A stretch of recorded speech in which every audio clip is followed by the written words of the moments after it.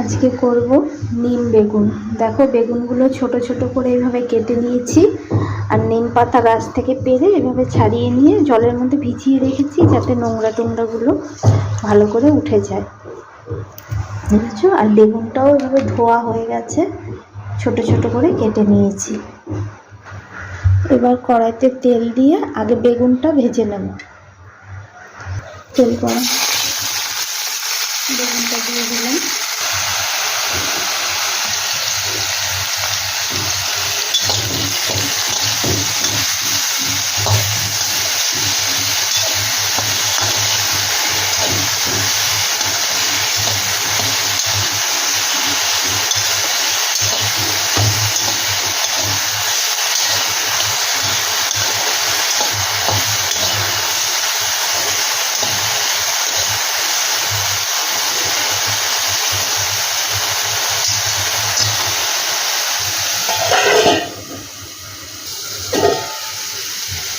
দেখো নিম বেগুনটা হয়ে গেছে,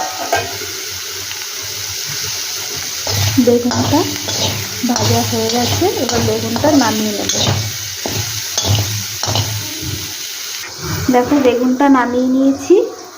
এবার কড়াইটা আবার বসিয়ে দিয়েছি। এবার একদম অল্প করে একটু তেল দেব, সামান্য তেল দিয়ে এবার এই যে নিম পাতাগুলো ধুয়ে রেখেছি ভালো করে জল ছড়িয়ে দিয়ে দেব।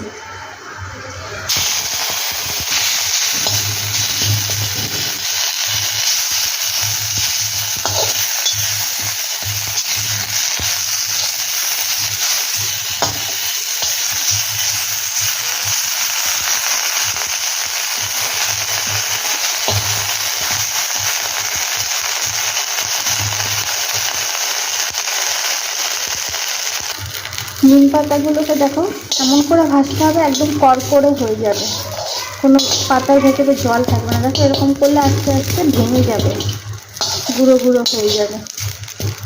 এখনো হয়নি, আর একটু হবে।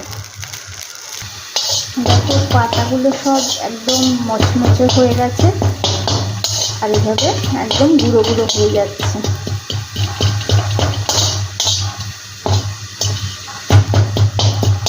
সব পাতাগুলো গুঁড়ো করে নিয়েছি। এর মধ্যে এবার একটা কাঁচা লঙ্কা দিয়ে দেবো, আর এই ভেজে রাখা বেগুনটা দিয়ে দেবো।